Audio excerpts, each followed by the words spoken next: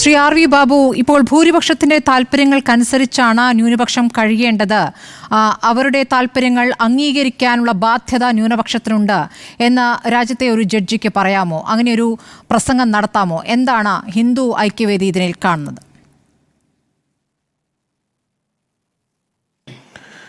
ഈ വിഷയത്തിനെ അടിസ്ഥാനപ്പെടുത്തിയിട്ടുള്ള പ്രസംഗം ശ്രീ ശേഖർ കുമാർ യാദവ് നടത്തിയ പ്രസംഗമാണ്. അദ്ദേഹം വിശ്വ ഹിന്ദു പരിഷത്തിന്റെ നേതൃത്വത്തിലുള്ള അഭിഭാഷകന്മാരുടെ യോഗത്തിലെ യൂണിഫോം സിവിൽ കോഡിനെ സംബന്ധിച്ചുള്ള ചർച്ചയിൽ പങ്കെടുത്തുകൊണ്ട് കോടതി വളപ്പിൽ തന്നെയുള്ള ഒരു ഹാളിൽ നടത്തിയിട്ടുള്ള, കോടതിയുടെ തന്നെ ഒരു ഹാളിൽ നടത്തിയ പ്രസംഗമാണ്. ആ പ്രസംഗത്തിൽ ഈ പറയുന്ന രീതിയിൽ എന്താണ് ഒബ്ജക്ഷനബിൾ ആയിട്ടുള്ള പാർട്ട് എന്ന് എനിക്ക് മനസ്സിലായില്ല. ഞാൻ ആ പ്രസംഗം ഹിന്ദിയിലാണ് കേട്ടത്. 33 മിനിറ്റ് ഉണ്ട് ആ പ്രസംഗം. 33 മിനിറ്റുള്ള ആ പ്രസംഗത്തിൽ എവിടെയാണ് ഈ ഒബ്ജക്ഷനബിൾ പാർട്ട് എന്ന് മനസ്സിലായില്ല എനിക്ക്. ഇത് ഹിന്ദുസ്ഥാനാണ്, ഭൂരിപക്ഷത്തിന്റെ ഇഷ്ടമേ ഇവിടെ നടക്കൂ എന്ന് പറയുന്നതിൽ കുഴപ്പം കാണുന്നില്ല താങ്കൾ എന്നാണോ ഞാൻ മനസ്സിലാക്കേണ്ടത്? തീവ്രവാദികളായ മുല്ലമാരുടെ ഭീഷണി കണ്ടില്ലെന്ന് നടിക്കാനാവില്ല. ആ മുല്ലമാർ എന്ന് പറയുന്നതിൽ ഒരു ഭാഗം വേറൊരു കാര്യം കൂടി കൂട്ടിച്ചേർക്കുന്നുണ്ട്. നമുക്ക് സഭ്യമല്ലാത്തതുകൊണ്ട് ഇവിടെ ഉപയോഗിക്കാൻ പോലും പറ്റില്ല.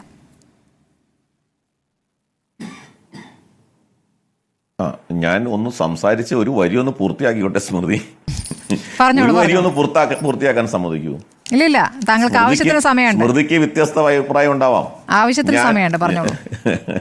അപ്പൊ അല്ല, ആയിക്കോട്ടെ, ഞാനൊന്ന് ഒരു വരി പൂർത്തിയാക്കണ്ടേ എനിക്ക്? അപ്പോ ശരി, ഞാൻ പറഞ്ഞത് ഭൂരിപക്ഷത്തിന്റെ താല്പര്യമാണ് എല്ലായിടത്തും നടപ്പാവുന്നത്. സ്മൃതി, നമ്മുടെ രാജ്യത്ത് നിയമം നിർമ്മിക്കുന്നത് ഭൂരിപക്ഷമല്ലേ? നിയമനിർമ്മാണം തെരഞ്ഞെടുക്കപ്പെടുന്നത് ഭൂരിപക്ഷത്തിന്റെ അടിസ്ഥാനത്തിലല്ലേ? ആ തെരഞ്ഞെടുക്കപ്പെടുന്ന ആളുകൾ പാർലമെന്റിൽ ഭൂരിപക്ഷം വരുമ്പോൾ അവരുണ്ടാക്കുന്ന നിയമമല്ലേ നമ്മുടെ നാട്ടിലെ കോടതികൾ വഴി നടപ്പാവുന്നത്? നിയമം ഉണ്ടാവുന്നത് ഭൂരിപക്ഷത്തിന്റെ താല്പര്യമാണ് എല്ലായിടത്തും. അതിനെയാണ് ജനാധിപത്യം എന്ന് പറയുക. ജനാധിപത്യം എന്ന് പറയുമ്പോൾ പക്ഷേ നിയമത്തിന്റെ മുമ്പിൽ എല്ലാവരും തുല്യരാണ്. അവിടെ നിയമത്തിന്റെ മുന്നിൽ ഈ പറയുന്ന ജഡ്ജ് പറഞ്ഞിട്ടില്ല മുസ്ലിമിന് വേറെ നിയമം, ക്രിസ്ത്യാനിക്ക് വേറെ നിയമം, ഹിന്ദുവിന് വേറെ നിയമം എന്ന് പറഞ്ഞില്ലല്ലോ അദ്ദേഹം പറഞ്ഞത് വളരെ കൃത്യമാണ്. ഭൂരിപക്ഷത്തിന്റെ താല്പര്യമാണ് രാജ്യത്ത് നടപ്പാവേണ്ടത്. അതിലെന്താണ് ഒബ്ജക്ഷനബിൾ പാർട്ട്? എനിക്കത് മനസ്സിലായില്ല. ഇതിനെ ഒരു നരേറ്റീവായിട്ട് കൊണ്ടുവരികയാണ്, നരേറ്റീവ് സൃഷ്ടിക്കുകയാണ്. കാരണം ഈ ജഡ്ജ് അദ്ദേഹം ഒരു ദേശീയ പക്ഷത്ത് നിന്നുകൊണ്ട് യൂണിഫോം സിവിൽ കോഡ് വേണം എന്ന് പറഞ്ഞു. അതോടെ നിങ്ങൾക്ക് വലിയൊരു വിവാദമായി. സത്യത്തില് ഇതിന് നേരെ തിരിച്ചാണ് ഈ ജഡ്ജി പറഞ്ഞെന്നിരിക്കട്ടെ. ഇവിടെ ന്യൂനപക്ഷങ്ങൾ പീഡിപ്പിക്കപ്പെടുന്നു, ന്യൂനപക്ഷങ്ങൾ അരക്ഷിതരാണ് എന്നാണ് ഈ ജഡ്ജി പറഞ്ഞതെങ്കിൽ സ്മൃതി ഇത്തരത്തിലുള്ളൊരു ചർച്ച ചെയ്യില്ല. ചർച്ച ചെയ്താൽ തന്നെ ആ ജഡ്ജിക്ക് അനുകൂലമായിട്ട് ചർച്ച ചെയ്യും. ആ ജഡ്ജിയുടെ പ്രസ്താവനയെ അനുകൂലിച്ചുകൊണ്ടായിരിക്കും ചർച്ച ചെയ്യുക. മറിച്ച് ജഡ്ജിയുടെ സ്ഥാനത്തിരുന്നു കൊണ്ട് അദ്ദേഹം എങ്ങനെ പറയാമായിരുന്നോ, ഭൂരിപക്ഷ സമൂഹത്തിനെതിരെ പറയാമായിരുന്നോ എന്നൊരു ചോദ്യം ഈ സ്മൃതിയോ ഈ പാനലിൽ ഇരിക്കുന്നോ ആരും ചോദിക്കില്ല. ഞാനൊരു ഉദാഹരണം പറയുന്നത്, സിറിയക് ജോസഫ് എന്ന് പറയുന്ന ഒരു സുപ്രീം കോടതി ജസ്റ്റിസ് ഉണ്ട്, ഇപ്പോഴും അദ്ദേഹം ഉണ്ടല്ലോ. അദ്ദേഹം സുപ്രീം കോടതി ജസ്റ്റിസ് ആയിരിക്കുമ്പോൾ നടത്തിയൊരു പ്രസ്താവനയുണ്ട്. അദ്ദേഹം സഭയുടെ സമ്മേളനത്തിൽ, കോട്ടയത്ത് ക്രൈസ്തവ സഭയുടെ ഒരു സമ്മേളനത്തിൽ പങ്കെടുത്തുകൊണ്ട് അദ്ദേഹം പറഞ്ഞു, ഞാൻ സഭയോടുള്ള എന്റെ വിധേയത്വം ഒരു പറ വെച്ച്, അദ്ദേഹം ഉപയോഗിച്ച ഭാഷയാണ്, ഒരു പറ വെച്ച് മറയ്ക്കാൻ ഉദ്ദേശിക്കുന്നില്ല. അപ്പോ സുപ്രീം കോടതി ജസ്റ്റിസ് ആയിരിക്കുന്ന അദ്ദേഹം പറയുകയാണ്, സഭയോടുള്ള എന്റെ വിധേയത്വം ഞാൻ ഒരു പറ വെച്ച് മറക്കില്ല എന്ന്. അപ്പോ അതിന്റെ അർത്ഥം എന്താണ്? അത് അന്ന് ആര് ചർച്ചയാക്കി? കാരണം അത് ചർച്ചയാക്കില്ല. അത് ന്യൂനപക്ഷത്തിന്റെ സംരക്ഷണമോ അല്ലെങ്കിൽ ന്യൂനപക്ഷ കാര്യമാണ്. കാരണം ഇവിടെ ഭൂരിപക്ഷം എപ്പോഴും തെറ്റും, ഭൂരിപക്ഷം എപ്പോഴും അനീതിയും അന്യായവും തിന്മയുമാണ്. ന്യൂനപക്ഷമാണ് ശരിയുടെ പക്ഷം, ന്യൂനപക്ഷമാണ് നന്മയുടെ പക്ഷം. അതുകൊണ്ട് ന്യൂനപക്ഷം പറയുന്ന ന്യൂനപക്ഷ കാര്യങ്ങൾ ചർച്ച ചെയ്യുന്നത് മാത്രമേ ശരിയായ കാര്യമുള്ളൂ എന്ന ഒരു നരേറ്റീവ് നിങ്ങൾ സൃഷ്ടിച്ചിട്ടുണ്ട്. അതിന്റെ അടിസ്ഥാനത്തിലാണ് ഇപ്പോ നിങ്ങൾ ഉപയോഗിച്ച്, ഞാൻ പറയാം ആ വാക്ക്, കാട്ട്മുള്ള എന്ന വാക്കാണ് ഉപയോഗിച്ചത്. കാട്ട്മുള്ള എന്ന് പറഞ്ഞാൽ എന്താ ഹിന്ദിയിൽ? കാട്ട്മുള്ള എന്ന് പറഞ്ഞാൽ തീവ്രവാദിയായ, ദുശാഠ്യക്കാരനായ, മതകാര്യങ്ങളിൽ ദുശാഠ്യം പുലർത്തുന്ന തീവ്ര സ്വഭാവത്തോടുള്ള ആൾ എന്നാണ് അർത്ഥം. മൗലവി, മുല്ല എന്നാണ് അർത്ഥം. അത്തരം ആൾക്കാർ രാജ്യത്തിന് എതിരാണ്, അവർ തീവ്രവാദ സ്വഭാവത്തോടെ പെരുമാറുന്നു എന്ന് പറഞ്ഞാൽ അത് നമ്മുടെ നാട്ടിൽ എല്ലാവരും പറയുന്ന കാര്യമല്ലേ? ആരാണത് പറയാത്തത്? അപ്പോൾ ഇത് പറഞ്ഞാൽ ഉടനെ തന്നെ അദ്ദേഹത്തിനെതിരെ ഇംപീച്ച്മെന്റ് കൊണ്ടുവരിക എന്ന് പറഞ്ഞാൽ യഥാർത്ഥത്തിൽ അതിന്റെയൊക്കെ ഉദ്ദേശം ഇദ്ദേഹം ഈ പറഞ്ഞ ഒരു ദേശീയ പക്ഷത്ത് നിന്നുകൊണ്ട് സംസാരിച്ചു എന്നുള്ള ഒറ്റ കുറ്റം മാത്രമേ ഉള്ളൂ.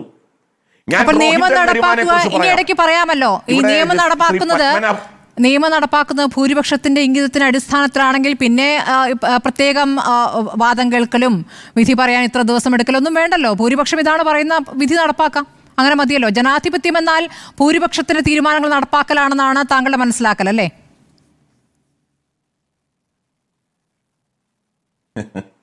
ഞാൻ പറഞ്ഞത് ഇപ്പോഴും മനസ്സിലായില്ല. എനിക്ക് മനസ്സിലാവുന്നില്ല. ഞെട്ടിക്കുന്നതാണ് താങ്കളുടെ ഈ തുറന്നുള്ള പറച്ചിൽ, ഞെട്ടിക്കുന്നതാണ്.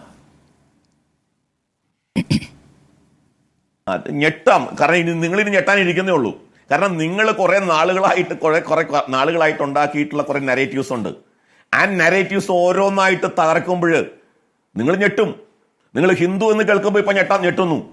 നിങ്ങൾക്ക് അങ്ങനെയുള്ള കുറെ ഞെട്ടലുകളുണ്ട്. ഭാരതം എന്ന് കൊണ്ടുവന്നപ്പോഴും നിങ്ങൾ ഞെട്ടി.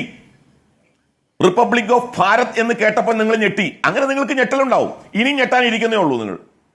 നിങ്ങൾ ഇനിയും ഞെട്ടാനിരിക്കുന്നുള്ളൂ. ഇവിടെ പ്രശ്നം എന്താണ്? ഞാൻ കൃത്യമായിട്ട് പറഞ്ഞത് എന്താ? നിയമം നിർമ്മിക്കുന്നത് ആരാ? ഭൂരിപക്ഷമാണ് നിയമം നിർമ്മിക്കുന്നത്. സംശയം എന്താ കാര്യത്തില്? ഈ പാർലമെന്റിൽ ഭൂരിപക്ഷമല്ലേ നിയമം ഉണ്ടാക്കുന്നേ?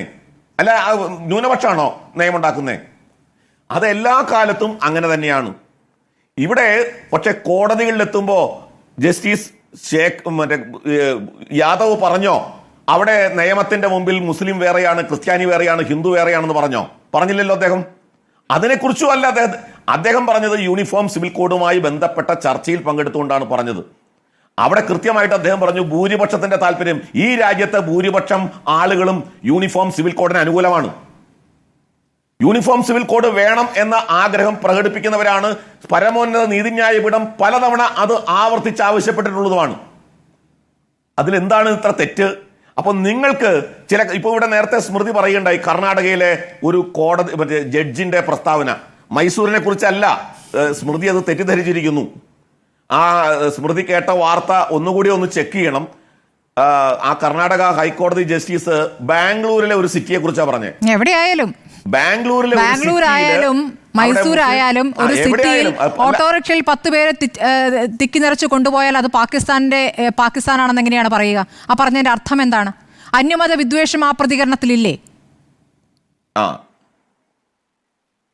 അല്ല, അത് അങ്ങനെ നിങ്ങൾക്ക് തോന്നുന്നു. അല്ല, താങ്കൾക്ക് എന്താണ് തോന്നിയെന്ന് പറയൂ. അല്ല, താങ്കൾക്ക് എന്താണ് തോന്നിയത്? ബാംഗ്ലൂരിലെ ഒരു പ്രദേശം പാകിസ്ഥാനാണെന്ന് പറയുമ്പോൾ താങ്കളുടെ മനസ്സിലാക്കൽ പറയൂ ശ്രീ ആർ വി ബാബു. എന്റെ മനസ്സിൽ തോന്നിയത് അവിടെ ലോ ആൻഡ് ഓർഡർ ബാധകമല്ലാത്തൊരു പ്രദേശം എന്നാണ് എനിക്ക് തോന്നിയത്. നിങ്ങൾക്ക് എന്താ തോന്നിയത്? നിങ്ങൾക്ക് ഇങ്ങനെ തോന്നും കാരണം മുഖ്യമന്ത്രി പിണറായി വിജയൻ മലപ്പുറത്ത് ഇതേപോലെ സ്വർണം പിടിക്കപ്പെടുന്നു എന്ന് കേൾക്കുമ്പോൾ നിങ്ങൾ ഉടനെ തന്നെ അതിനെ മുസ്ലിം ഐഡന്റിറ്റി കൊടുത്തു. എവിടേക്കൊക്കെയാണ് പിന്തുണ പോകുന്നത്, എവിടേക്കാണ് ഐക്യപ്പെടൽ ഉണ്ടാകുന്നതൊക്കെ വ്യക്തമായിക്കൊണ്ടിരിക്കുന്നു. നിങ്ങളുടെ അല്ല സ്മൃതി, അല്ല ഇതിനൊക്കെ അത് നിങ്ങളുടെ പ്രശ്നമാണ്, നിങ്ങളുടെ കണ്ണടയുടെ കുഴപ്പമാണ്. നിങ്ങളുടെ കണ്ണട മാറ്റണം. എനിക്ക് എന്തായാലും ഓക്സിജൻ ശ്വസിച്ച് ഓക്സിജൻ പുറത്തുവിടുന്ന പശുവിന് വേണ്ടി ഒരു നിയമനിർമ്മാണം നടത്തണമെന്ന ആഗ്രഹമില്ല ശ്രീ ആർ വി ബാബു. എനിക്കെന്തായാലും അങ്ങനെ ഒരു ആഗ്രഹമില്ല. രാമനും കൃഷ്ണനും വേണ്ടി ദേശീയ ആദരം നടപ്പാക്കാൻ ഒരു നിയമനിർമ്മാണം വേണമെന്ന ആഗ്രഹവുമില്ല. രാമനും കൃഷ്ണനെയൊക്കെ ഞാനും ആരാധിക്കുന്നുണ്ട്, പക്ഷെ അതിനൊരു നിയമനിർമ്മാണം വേണമെന്ന ആഗ്രഹമില്ല. അല്ല, അത് നിങ്ങളുടെ താല്പര്യം അല്ല, എന്റെ താല്പര്യം എന്നല്ല. അങ്ങനെ ജഡ്ജിക്ക് സ്വന്തമായ താല്പര്യം വിളിച്ചു പറയാനുള്ള വേദിയല്ലല്ലോ. ജഡ്ജി വിധി പറയാൻ ജഡ്ജിക്ക് പുറത്തു വന്ന് അഭിപ്രായങ്ങൾ പറയാൻ അധികാരമില്ലല്ലോ. അതല്ലല്ലോ അതിന്റെ ചട്ടം. ഇവിടെ ചില നിയമ സംവിധാനങ്ങളൊക്കെ ഉണ്ടല്ലോ. ജഡ്ജിക്ക് രാഷ്ട്രീയം പറയാൻ പറ്റുമോ? അങ്ങനെ അല്ല, ജഡ്ജിക്ക് അങ്ങനെ പുറത്തു വന്ന് രാഷ്ട്രീയം പറയാമോ? അല്ല, ഞാൻ അതാ പറഞ്ഞു വരുന്നേ. ജഡ്ജിക്ക് രാഷ്ട്രീയം പറയുന്ന ആ ഔചിത്യം ജഡ്ജി ഏത് നിലയ്ക്കാണ് പ്രയോഗിച്ചത് എന്നുള്ളതാണ് നമ്മൾ വിലയിരുത്തുന്നത്. ഞാൻ പറയുന്നത് അങ്ങനെ അനൗചിത്യപൂർണമായ ഒരു പരാമർശം ഈ ജഡ്ജിയിൽ നിന്നുണ്ടായിട്ടില്ല എന്ന് തന്നെയാണ്. അനൗചിത്യമായ പരാമർശങ്ങൾ തന്നെയാണ് ഉള്ളത്. 4 വിവാഹം കഴിക്കാൻ മുസ്ലിങ്ങളെ പറഞ്ഞ 4 വിവാഹം കഴിക്കാൻ അധികാരമുണ്ടെന്ന് വിചാരിക്കുന്നവരാണ്. ഒരു കൂട്ടരെ അങ്ങ് അപമാനിച്ചുകൊണ്ടുള്ള പ്രസ്താവനകളാണ്. രാജ്യത്തിന്റെ ഭദ്രതയ്ക്ക് വെല്ലുവിളിയാണ് ഇവർ എന്ന് പറയുകയാണ്. പിന്നെ താങ്കൾ പറഞ്ഞ കട്ട്മുല്ല എന്ന വാചകം, ഈ മുല്ല എന്നുള്ള പ്രയോഗം തന്നെ ഇപ്പോൾ പാർലമെന്റിലടക്കം ഒരു MP നടത്തിയല്ല. അത് നമ്മളിവിടെ മുല്ലമാർ എന്ന് പറയുന്ന അർത്ഥത്തിലല്ല, അതിനെ അപമാനിച്ചുകൊണ്ട് ഉപയോഗിക്കുന്ന ഒരു പ്രയോഗമായി ആ പ്രയോഗം മാറിയിട്ടുണ്ട് എന്നുള്ളതാണ്. ഏത് അപമാനം? നിങ്ങൾക്ക് അപമാനം ഉണ്ടാവും, അല്ലാതെ ഉമർ ഫൈസി മുക്കം നടത്തിയ പ്രസ്താവന നിങ്ങൾ അപലപിക്കില്ല. ആര് പറഞ്ഞു? താങ്കൾ ഇന്നലത്തെ ചർച്ച കണ്ടില്ലേ? ഇത് അപമാനം. താങ്കൾ ഇന്നലത്തെ ചർച്ച കണ്ടില്ലേ? ചർച്ച ഒന്ന് കണ്ടിട്ട് പറയൂ. നമ്മളിതെല്ലാം ചർച്ച ചെയ്യുന്നുണ്ട് ശ്രീ ആർ വി ബാബു. നിങ്ങൾ കാണാത്ത, നിങ്ങളുടെ കണ്ണട മാറ്റൂ, നിങ്ങളുടെ കണ്ണട മാറ്റൂ ശ്രീ ആർ വി ബാബു. ഇന്നലത്തെ ചർച്ച കണ്ടു. ഇന്നലത്തെ ചർച്ച കാണുമ്പോഴും നിങ്ങൾ ഈ പറയുന്ന ഒരു ഫ്രെയിമിനകത്ത് നിർത്തിക്കൊണ്ട് വിചാരണ ചെയ്യില്ല. നിങ്ങൾ സോഫ്റ്റ് കോർണറിലാണ്. നിങ്ങളുടെ അപ്രോച്ച് സോഫ്റ്റ് ആയിരുന്നു. എന്റെയും താങ്കളുടെയും താല്പര്യമല്ല, ജനാധിപത്യ മതേതര സംവിധാനമാണ് ഇന്ത്യയിലേത്. ഏതെങ്കിലും വ്യക്തിയുടെ താല്പര്യമല്ലല്ലോ. ആ വ്യക്തികൾ കൂടുതലാകുമ്പോൾ ആ കൂടുതലായ ആളുകളുടെ താല്പര്യം അങ്ങ് നടപ്പാക്കാം എന്ന് പറയുന്നത് ജനാധിപത്യമല്ല. അതിനെ ജനാധിപത്യം എന്ന് വിളിക്കില്ലല്ലോ.